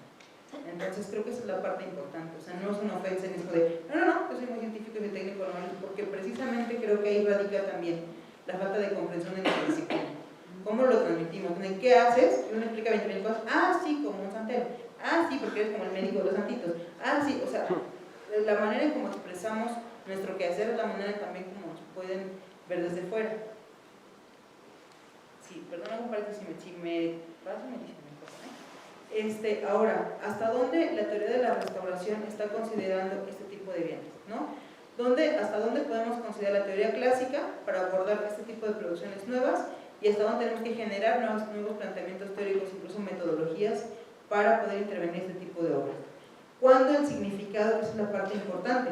Ya no solo hablamos de materiales, que es lo que siempre hemos estado casados, aquí vamos a hablar de significados, y no solamente sociales, sino del significado que da el artista, que da el curador, que da el espectador, y que el significado es lo que pondera generalmente sobre una intervención. Aquí hay un punto, esta diferencia de la que les comentaba quizá no es tan sustantiva, pero es justo la manera en cómo abordarlo. Los cráneos que les mostré al inicio seguramente los abordarán de manera distinta, aunque el sustrato es el mismo. ¿Por qué? Porque la temporalidad es distinta, porque el significado, el mensaje que transmiten es diferente, la materialidad que está sobre los cráneos es distinta. Entonces tenemos que tener un conocimiento exhaustivo para poder diferenciar y plantear una propuesta objetiva en torno a esto. No podemos hablar de criterios de intervención número uno si no conocemos el objeto, que eso lo hacemos todo el mundo. O sea, no es nada más basarnos como en esta cuestión de la técnica, los materiales, la fonoléptica, sino además ir un poco más allá. ¿De quién estamos hablando? No es lo mismo si yo hablo de Villalpando que sé lo de Velázquez que sé lo de Amihuaco. O sea, ¿cuál es el detonador ahí? Número uno, ¿quién es mi artista? ¿Qué temporalidad es? ¿Qué me quiere decir? ¿Qué materiales? ¿Qué significa? Antes de meterle mano siquiera, o sea, de ser exhaustivos en eso. La comprensión del significado es muy importante, sobre todo en lo contemporáneo, porque si no tenemos claro qué es lo que nos quiere transmitir el artista, podemos hacer un proceso muy bien hecho, pero que le da completamente al traste a la pieza. ¿Por qué? Porque la pieza no estaba quizá planteada para ser conservada, o porque quizá el artista no tenía considerado, o justo la degradación material de la obra es lo que él estaba proponiendo y nosotros llegamos a fijar con nuestro sellador y construimos ese deterioro. Entonces, por eso hablamos del subconsciente exhaustivo. No vamos a abordarlo de la misma manera. Una escama no va a significar lo mismo en una pintura del 18 que en una obra del siglo XXI. Entonces, ese es un punto muy importante. Y considerar los involucrados. ¿Qué pasa? Que ya no solo es nuestro objeto, y nuestro arqueólogo, nuestro arquitecto, sino es nuestro artista, nuestro curador, nuestro del arte, el crítico, el mercado, el dueño. Hay una serie de agentes nuevos a los que tenemos que tomar en cuenta. Nosotros en el taller trabajamos bajo el modelo de toma de decisiones en donde hay una divina trinidad que es registro de datos, condición y significado. A partir de contrastar condición y significado en la manera en cómo el deterioro, que es lo que comentaban, la dinámica del deterioro está afectando el significado de la transmisión del mensaje, es que yo puedo tomar una decisión de intervenir o no. Entonces ahí se nos desbalancea el asunto porque es cuando tenemos una discrepancia. Es decir, sí, efectivamente el deterioro que yo veo en mi obra está teniendo una afectación directa al significado, por ende, decido intervenirlo. Aquí el punto mayor es saber que la condición que yo estoy registrando desde mi experiencia como restaurador, efectivamente es un deterioro y no es parte de una propuesta artística. Entonces, estos son algunos de los elementos que propone el modelo para que sean considerados. La opinión del artista que antes no la tenía, y una serie de factores como la funcionalidad, la autenticidad, que hay que desglosar cada uno, pero que ya no podemos solamente estar nosotros en nuestro taller con nuestro objeto. Entonces, la restauración plantea justo un momento metodológico. Nosotros hablamos de que no hay metodología, sino hay teoría. Esta pieza, por ejemplo, es de Mauricio Patelán. Esta es una obra contemporánea real. Entonces, de repente, ver una ardilla suicidada en una mesa es como, ¿qué? ¿No? Entonces, ese tipo de cosas como que no sale de nuestro esquema, de nuestro bagaje. Entonces, es muy importante no desligarnos de la historia del arte, de la estética y de todo este tipo de disciplinas que de repente dejamos de lado y que nos centramos más bien en la ciencia, en la química, en la biología. No dejan de ser importantes, pero son complementarias. Entonces, ¿para qué? ¿Por qué tenemos que intervenir? Porque es un punto natural que hay que preguntarse al inicio. Puede ser una intervención, si de repente actuamos mecánicamente, ya me llegó una vasija, una pieza, sí, muy bien, venga, saco la pasta y decir, bueno, a ver, espera, ¿qué es lo que quiero? O sea, ¿para qué? ¿Realmente es necesario intervenir todo? ¿O no? ¿O solamente es una cuestión de ese registro, documentación? Y es un punto medular que no solamente aplica a lo contemporáneo, que es una propuesta en donde también cuestionamos nuestro quehacer y nuestros alcances. Porque si nos vamos incluso al punto de vista legal, yo lo platicaba en algún momento con el señor Zabaleta y decía, bueno, un artista puede modificar una su obra y evidentemente tiene el derecho de hacerlo. Dice, bueno, pero legalmente incluso la restauración es una modificación.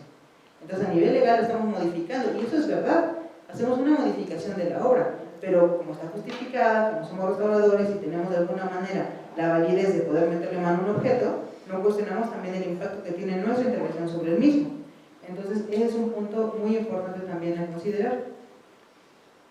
¿Qué sucede? Que ya en la puesta en práctica, en realidad, este conjunto de los materiales, el dominio de los mismos, a nivel técnico puede ser, pero ¿qué diferencia nuestro quehacer de un artesano? ¿Qué diferencia de alguien, de un santero? ¿Qué diferencia nuestro quehacer si a nivel técnico se puede traducir en lo mismo?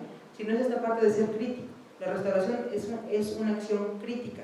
No es qué bonito reintegro, qué bien me quedan los resangres, no se siente nada, no es qué bonito reintegro. O sea, esa parte, soy feo, pero la podría ser una persona en la que capacitemos. Es la toma de decisiones y el alcance de esa acción lo que va a permear en donde entra la parte de teoría, ¿no? donde establecemos justo el criterio. Y ya justo para ir cerrando, hablamos de un cambio de percepción, no de un cambio de criterio. Tenemos que tener un marco teórico nuevo, o si no nuevo, al menos desmenuzar mucho lo que tenemos para poder comprender bien. Y de verdad, yo los invito a releer. Nosotros, yo sé que de repente el día a día no nos permite, pero sí necesitamos como parar en seco y decir, ¿qué estoy haciendo? ¿Cómo estoy abordando los objetos? ¿De qué manera estoy interpretando las intervenciones que estoy haciendo? A veces la documentación es una alternativa sin necesidad de tener que llevar a una intervención a fondo, ¿no? Estos son algunos ejemplos en donde lo importante no es la materia, sino la imagen que queda de ella. Y bueno, para cerrar, el planteamiento es que el restaurador es un ser crítico. O sea, aquí el punto no es la manera de la temporalidad de la obra que trabajemos, sino la manera en cómo lo abordamos. Entonces, algunos de los ejemplos que les mostré, si bien pueden ser como choqueantes, decir, bueno, ¿y esto por qué alguien lo hizo? ¿Cómo se atrevió? Etcétera. El punto es no perder de vista que nuestra labor es crítica y que tenemos que tener pues, un planteamiento mucho más revisado que llevar a cabo un proceso solamente porque la obra tiene que ser restaurada. Gracias.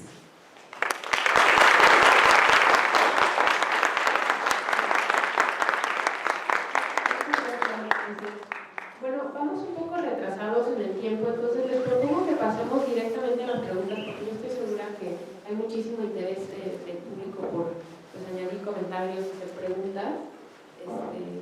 No sé si hay alguien en el público. Ah, no. No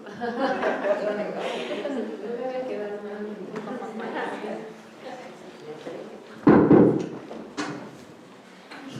Bueno, en mi caso, sí quisiera comentar que, por ejemplo, el trabajo de restauración dentro del instituto ha sido una experiencia y es muy diferente a la restauración cuando yo, bueno, tengo mi taller particular y trabajo obra particular. También el contacto con la gente, el hecho de que tú tienes toda una trayectoria y estudiaste una licenciatura y dices, bueno, voy a restaurar así, así, así, pero llegan las personas y tienen su propia visión de sus objetos y en ese momento te enfrentas a que dices, bueno, quiero explicarle cómo es la restauración, bla, bla, bla, y les platicas y de repente te dicen, sí, tiene toda la razón, pero yo quiero que pase esto en mi obra, ¿no? Entonces, entonces ahí sí tratas de aplicar tu teoría, tus conocimientos y te enfrentas realmente a la realidad.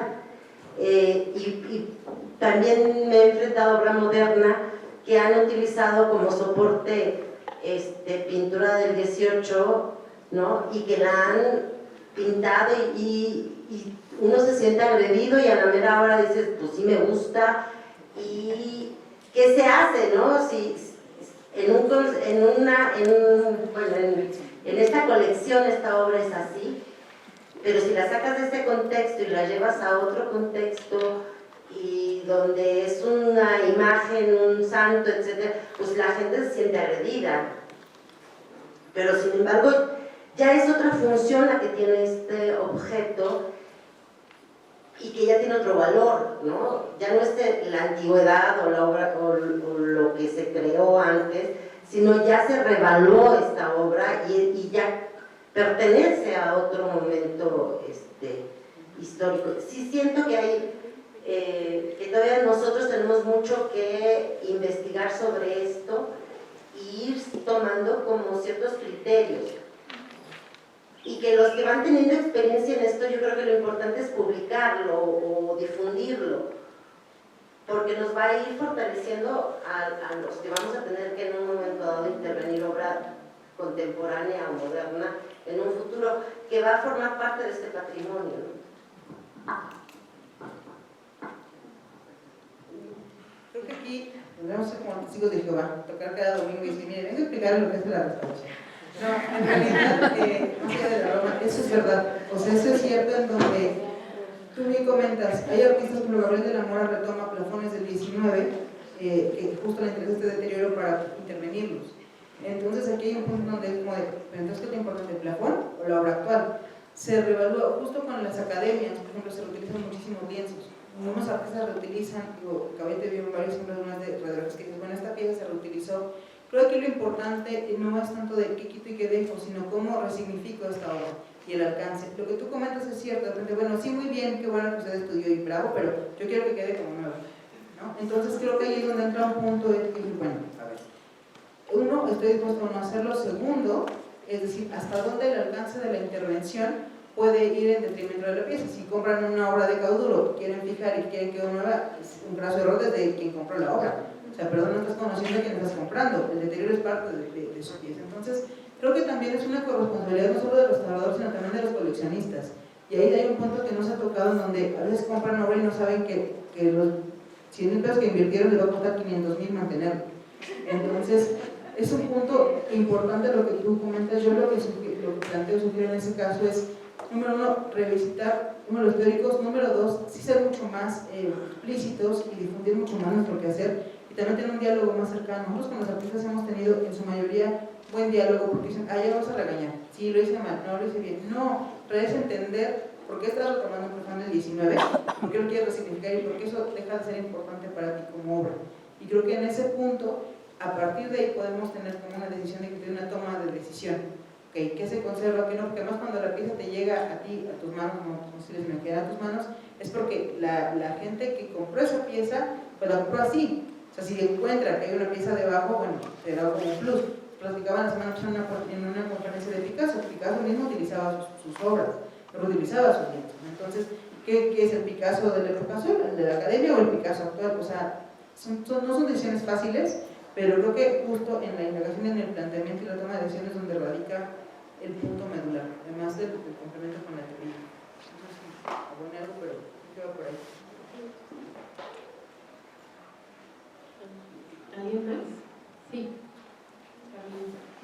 Bueno, igual para Liz, hablabas sobre el asunto de la autenticidad y casos en donde un mismo autor vuelve a intervenir su propia obra. En este sentido, para ustedes, ¿cómo usan el concepto de originalidad cuando hay esas situaciones? ¿O cómo es que lo confrontan? Porque, vaya, a lo mejor las dos podrían ser originales, entendiendo, ¿no?, en momentos distintos. Gracias. Ahí es interesante porque hablamos de la autenticidad en el sentido de la transmisión del significado, y hemos tenido casos en donde tenemos obra, no sé, de la UNAM, y el artista, cuando lo convocamos a entrevistarlo, viene a reparar el mismo su obra, ¿no? Dice, pero si es mía, ¿no? Y dile que no. O sea, entonces ahí es donde justo tienes que hacer un punto de, entra el factor también del dueño. O sea, siempre hablamos como derechos patrimoniales, derechos morales. ¿Por qué? Porque cuando la obra es de él, efectivamente podrá intervenirla cuantas veces considere. El punto es cuando esa pieza pasa a una colección, a nivel contractual también pierde una parte. Entonces, sí es tuya, nadie se está en derecho, pero ya la intervención no es directa. Ahora, la parte de originalidad y la cuestión de la autenticidad, que son temas que hemos discutido mucho en el taller en ese sentido, es importante pensar si la obra es auténtica en su significado o en su materialidad, porque siempre hablamos de originalidad claro, es original porque materialmente lo es, pero quizá muchas veces materialmente lo es, pero ya no transmite el significado. Entonces depende mucho del caso en el que estamos enfrentándonos. Si la pieza fue intervenida por el artista, sigue siendo auténtica, sí, porque no es un falso, pero quizá la cuestión de original, de cuál sería como cronológicamente el original, ahí es donde entramos a veces en conflicto. Pero sí nos ha pasado en donde, o a veces digo, hay copias, muchas veces en los museos de arte contemporáneo se enfrentan a que se te presta la instalación, pero cuando la desmontes graban en vida estás destruyendo los elementos que conforman esa instalación y no por eso deja de ser auténtico, porque se replica en otro lugar. Entonces pierdes la materia con toda conciencia para evitar tener justamente réplicas no autorizadas.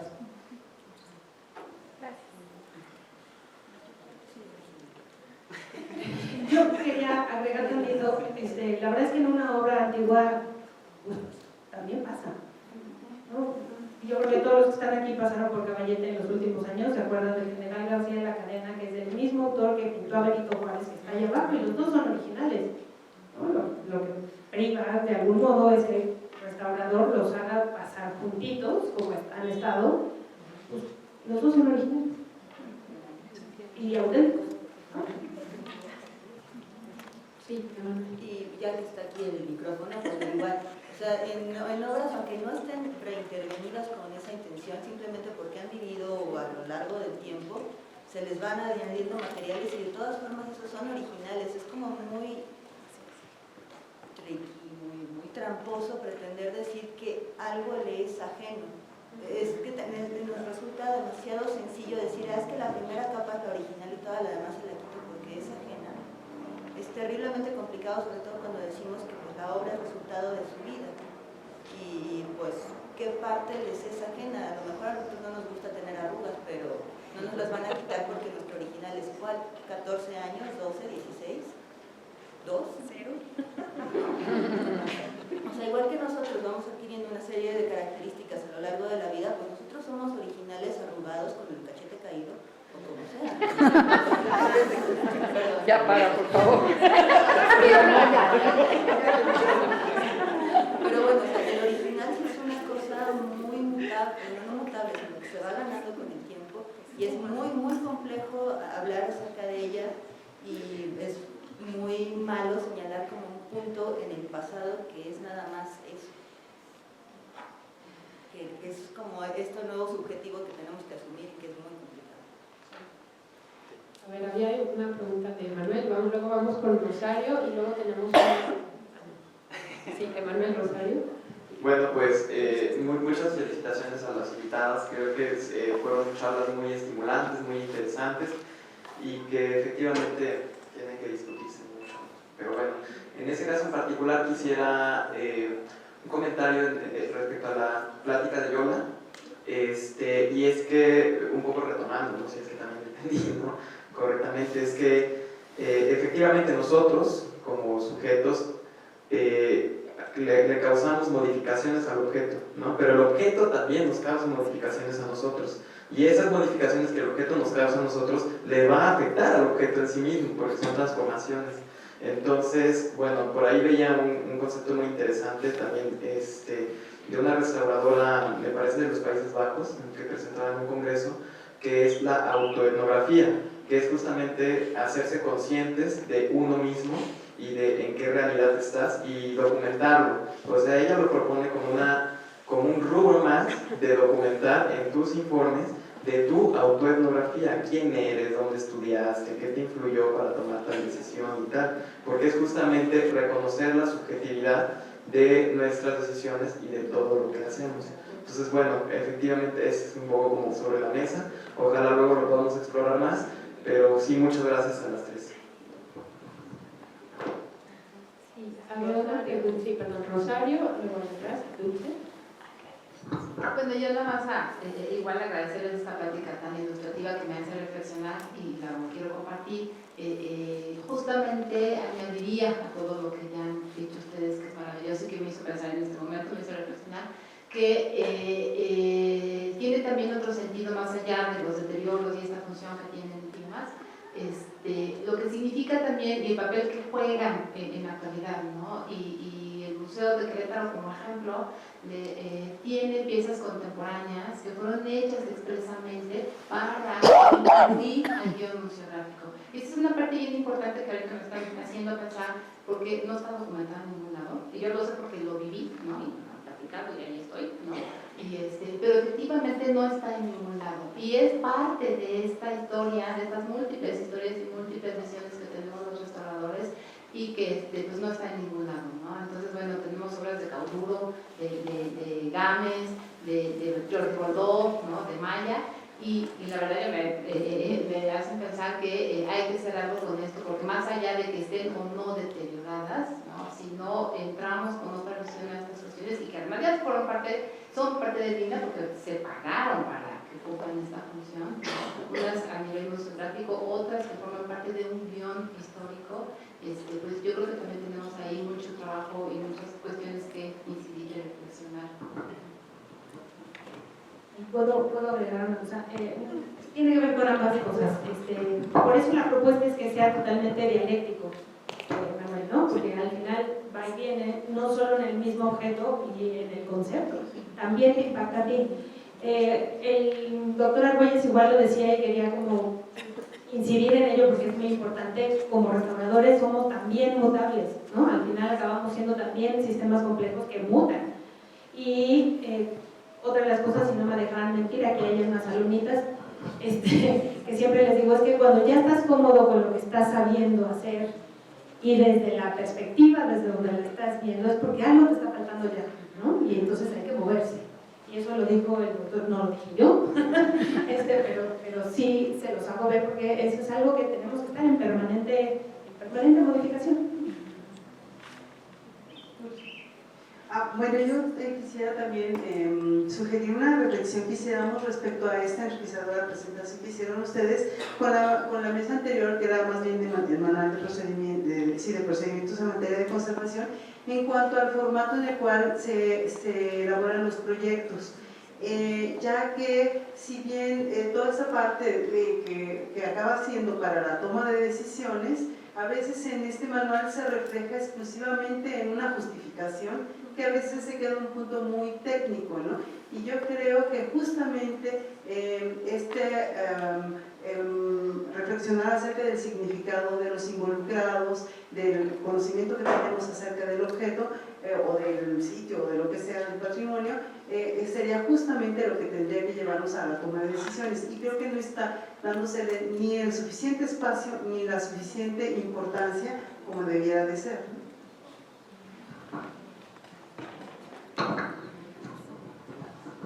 Bien, bueno, una pregunta aquí.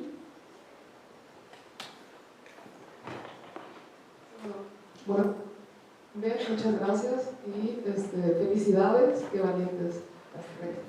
Y pues, bueno, ubicándonos en nuestro contexto actual, ¿no? Pues sí, es muy triste y lamentable la situación de México, pero pues, ¿ustedes por qué creen que en México, teniendo también como fortalezas todas estas cosas en materia de conservación, ¿no? Tanto a nivel mundial, ¿no? Teniendo una cosa tan grande como la coordinación, como la ENCRIM, pues bueno, que fue el primer centro latinoamericano, ¿no? de conservación y restauración. ¿Por qué creen que en México no hemos podido generar teorías o pues más publicaciones al respecto de esto, ¿no? Y qué podemos hacer para hacia allá, ¿no? O sea, ¿por qué siempre nos tenemos que referir hacia otros contextos, siempre justificando eso en nuestros proyectos, ¿no? O sea, ¿por qué no aparece alguien mexicano ahí en esas diapositivas de todas estas teorías de antaño, ¿no? Que sí son bien útiles, ¿no? Y por eso y nos han servido muchísimo, ¿no? Pero ¿por qué no ubicarnos en nuestro contexto actual y en nuestra situación?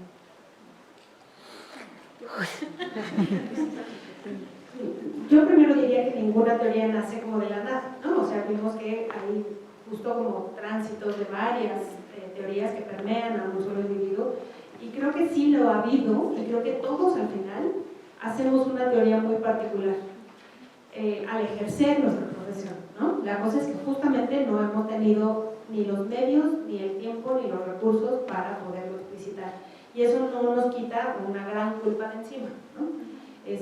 Por desgracia, creo que el sistema administrativo que tenemos nos ocupa al 180% de nuestras capacidades, y eso es una desgracia, ¿no? Más bien creo que lo que tenemos que intentar es empezar a luchar e ir en contra de ese proceso administrativo que nos acapara por completo. A lo mejor está muy mal que lo diga en este espacio, pero es que no hay de otra. No hay de otra. Al final, en relación a la mesa anterior, pues es que creo que tiene que haber un arraigo, ¿no? Tiene que haber formatos, tiene que haber normatividades, tiene que haber cosas que nos sitúen en una realidad un poco más tangible para poder luego transitar hacia otros lugares. Y creo que los espacios de reflexión se están dando apenas desde hace muy poco tiempo. Yo siempre dije que me parecía terrible que la teoría de restauración siempre la diera el director de la escuela. Sí. Y no había nadie más capacitado en toda la institución para hablar de ella, ¿no? Hoy se conforman más bien grupos de diferentes áreas que hablan sobre las teorías de restauración, no la teoría, ¿no? Y creo que eso en algún momento va a seguir impactando. Yo personalmente creo que aunque no nos caiga bien, Jaime Gama ha hecho cosas importantes al hablar y transitar de ciertos conceptos europeos a los nacionales. Que no nos guste sus maneras es otra cosa. Y bueno, yo voy a hablar de esa misma persona, pero ya la mencionó. Creo que justamente estamos juntando la masa crítica política para que esto suceda. Ha habido un creciente número de tesis en la que la gente ya se anima, tiene la valentía suficiente para empezar a hablar de teoría y no creer como que es algo muy, muy complejo, ajeno a la labor y que nada más vamos a tomar 3 puntitos para mencionarlos como letanía. Y pues bueno, la gente que está, insisto, aquí a mi lado está escribiendo y a partir de ello, dentro de unos pocos años ya vamos a poder mencionar muchos más nombres y de una forma mucho más aplicada al contexto nacional para que no solo digamos brandy en los 60. Yo nada más como buenas compañeras, creo que los puntos están, o sea, los tiempos están cambiando y cada vez más, pero creo que hay un punto en donde también no, o eso lo digo desde mi punto de vista personal, no nos traemos tanto a escribir. Yo me acuerdo del profe Monterrosa en paz descanse, decía, es que niños, ustedes ven toda la cantidad de información que tienen y no lo escriben. O por eso los historiadores del arte, los arqueólogos, somos los que estamos escribiendo, pero la información que tienen no la están explotando en el buen sentido y no estamos explicando. Lo platicaba con nuestros estudiantes en donde muchas veces nos da un poco de temor, como de decir, me presento en un foro y entonces a ver si no se vienen encima. Perdón, es que si no lo hacemos no va a pasar nada. Es ponerse un poco como exponerse y ponerse casi de apechito y decir, bueno, a ver, esto fue lo que hice. Y más a decir, sí, resané al 3% y limpié. O sea, no es que no sea importante, pero es decir, sí, tuve esos problemas y me pasó y sí, no me salió como yo pensé. Pues ese tipo de cosas también es muy importante, o al menos en lo contemporáneo pasa mucho. Cuando exponemos mucho lo que nos sucedió en nuestro tránsito, decir, esto es excelente, pero esto acá no salió tan bien. Entonces yo creo que no es solamente, o sea, lo que comentan es cierto, pero creo que también es responsabilidad de todos escribir un poco más, buscarnos un ratito, decir, voy a bajar, a lo mejor no sé el que tiene mejor redacción, a lo mejor no sé cómo hacerlo, pero todo lo que hacemos en nuestro día a día, de verdad no nos damos cuenta de la valía que tiene, y creo que hemos estado inmersos en nuestras dinámicas de voy, hago mi intervención, me voy y no escribo. Entonces yo lo digo como una invitación a que nos expongamos nuestros trabajos desde otra perspectiva y escribamos más al respecto para que en unos años podamos estar no solamente hablando de aquí en México, sino también planteemos ejemplos a nivel mundial de, oye, en México están haciendo esto, y de verdad cuando uno sale de su círculo de confort, sale al extranjero, dicen, claro, Churubusco, claro, es que, ¿qué están haciendo? Es que la escuela piensa increíble, ¿no? Y además la coordinación, no, bueno, pero eso no nos damos cuenta si no estamos en la misma pecera, de que no salimos y vemos desde afuera, es decir, eso es lo que yo puedo plantear. Yo retomaría un poquito el inicio de la plática de Yanin y pensaría que todos en cuanto, o sea, todas nuestras decisiones tienen un bagaje atrás y es una posición crítica y por lo tanto hay una teoría atrás, aunque no la reconozcamos, que nos está haciendo tomar cierta posición u otra. Yo lo que creo que no hemos logrado es asumirnos como algo o seguir una corriente, como seguidores de una corriente, ¿no? En otras disciplinas todo el mundo dice, yo soy perspectivista, no, yo soy materialista, yo soy no sé qué. Yo siento un poco que en nuestra disciplina no hemos logrado hacer eso, o sea, decir, yo voy como en este camino o yo asumo mis decisiones siguiendo esta línea de pensamiento que me dirige hacia allá. ¿No? Creo que no solo es que no lo escribamos, pero yo creo que en todos nuestros trabajos siempre detrás se vislumbra esa posición que tenemos, ¿no?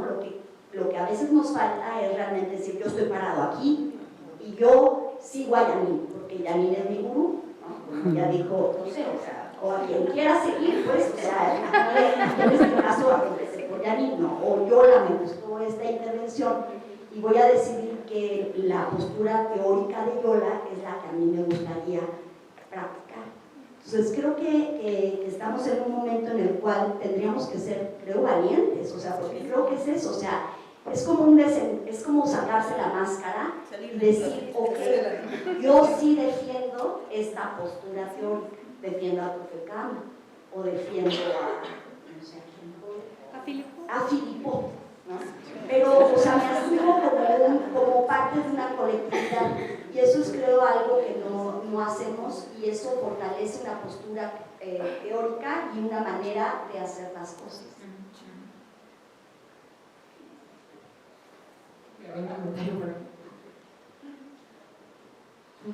Yo creo que, bueno, en base a todas las opiniones que han dado, hay una diapositiva que me gustó mucho que presentó Yanin sobre la metodología con la cual abordamos una problemática de conservación y yo le agregaría hasta el final la difusión, ¿no? O sea, en el momento en el que llegas y ves unas monedas, dices, esto está interesantísimo para un artículo de la Casa de Moneda de Madrid, ¿no? O a lo mejor de esto, pues no vamos a tener tiempo, hacemos una notita de prensa. O sea, la verdad yo creo que Lina tiene un aparato de divulgación muy bueno y que a veces están ávidos de entrevistar gente, incluso ellos viajan, se pagan viáticos. Entonces, si no tenemos esta capacidad de escribir, pues sí hay otros medios de difundir la información y de hacer un ejercicio de transmitir el conocimiento, que creo que ha sido como uno de los temas que se puede rescatar en esta reunión, ¿no? Como está la situación actual, pues lo que importa es transmitir qué es lo que hacemos y cómo lo hacemos, y que si hay un método científico y que si hay una reflexión, y que si, por supuesto que hay mucha información que podemos compartir. Pero pues yo sí los invitaría como que desde el principio decir, bueno, ¿a dónde voy a publicar esto, no? Porque hay informes y hay proyectos de trabajo que los ves y en serio son 250 páginas y que dices, qué pena que esto quede en el libreo, o sea, ¿por qué no lo publicó, no? O preguntas a alguien y sabes que está haciendo algo interesantísimo y le dices, ¿dónde te cito? No, es que todavía está en edición, ¿no? Y bueno, yo creo que hay que ser como más puntuales en esto y sí considerarlo como parte del producto final, ¿no? Perdón, yo por eso hablaba de comunicación, porque no creo que solo en la difusión tengamos que seguirnos centrando. Lo poquísimo que puedo reconocer, casi que lo único que le puedo reconocer al señor embajador es que una campaña de difusión del INE importantísima. Ustedes echen un ojito a los periódicos y a los medios, digamos en general, y lo poquísimo que hizo fue difundir las actividades del INE. Y se acabó. Se acabó. Teníamos aquí a medios del INE todos los días. Y no sé si les pasó en algunos museos, a lo mejor solo fue en el centro, o sea, a lo mejor solo se quedó en la ciudad, pero todos los días te hablaban por teléfono para ver qué cosas podías sacar a la luz.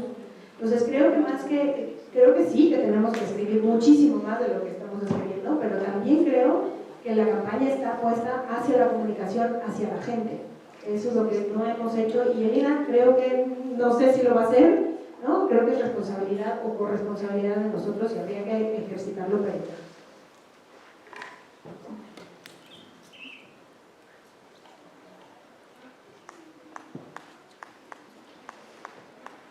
Creo que voy a ser reiterativo ya con lo que se acaba de decir. Soy geólogo, enamorado de lo que ustedes hacen. Y algo que me sorprende es, se ha hablado aquí de informes, se ha hablado aquí de difusión. Sin embargo, la perspectiva de alguien fuera del medio no se ve. Hablaron por ahí de transparencia. Perdón, creo que el impacto de ese esfuerzo que están haciendo como difusión, como profesión, le está faltando el impacto. El INAH tiene hermosos libros, pero el tiraje son 500, 1000, 2000. Pocas de ustedes están publicando artículos a nivel internacional donde el increíble trabajo que hacen puede ser catalogado como investigación y no como un trabajo técnico como lo dejan en un simple informe. Creo que esa normatividad sobre la que están trabajando debe de reflejar también ese esfuerzo y cambiar un informe por algo de mayor impacto para que ustedes como conservadores, como restauradores, se vean. Y felicidades. Gracias por sus pláticas.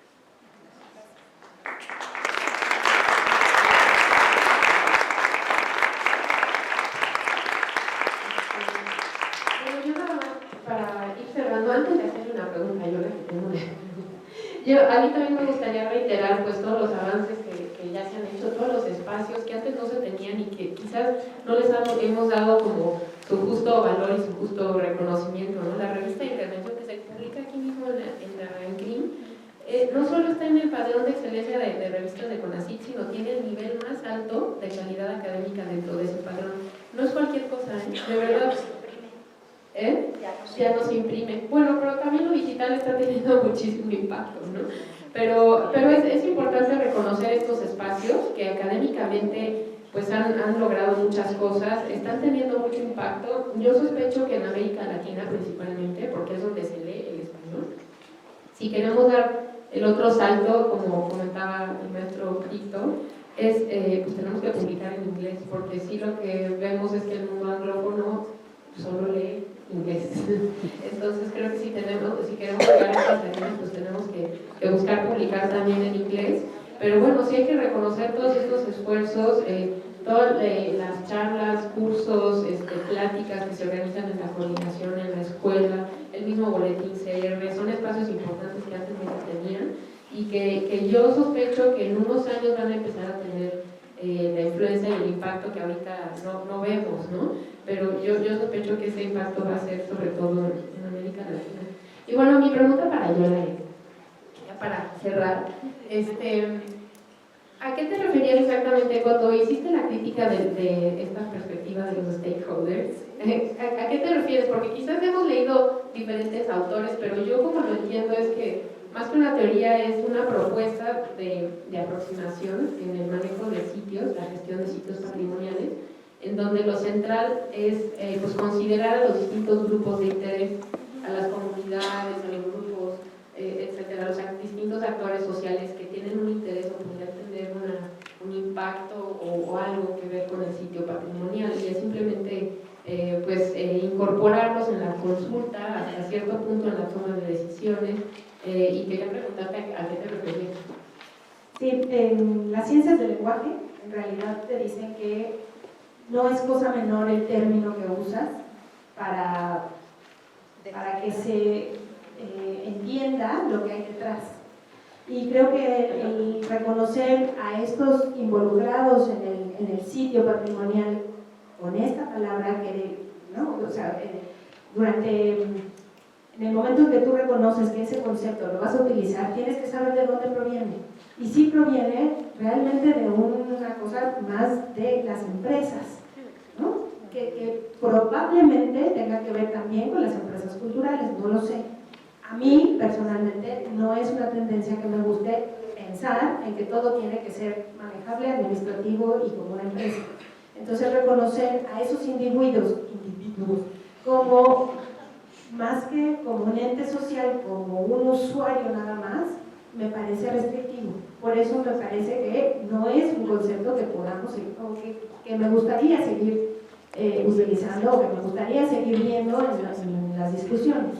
En los blogs y en muchas cosas hay interesantísimas discusiones respecto justamente de esto, porque no es casual el término, sí tiene que ver con una ideología, sí tiene que ver con una serie de significados, ¿no? Y te lo dice la ciencia del lenguaje, no es casual los conceptos que se dan a ciertas cosas, todo visibiliza, digamos, ese concepto visibiliza una serie de ideas que están detrás, y creo que así como lo expresaste, es mucho más lindo hablar de un grupo social que está en torno, de un sitio que lo usa, que lo maneja, que lo disfruta, que qué sé yo, a una cosa que es totalmente del management, ¿no?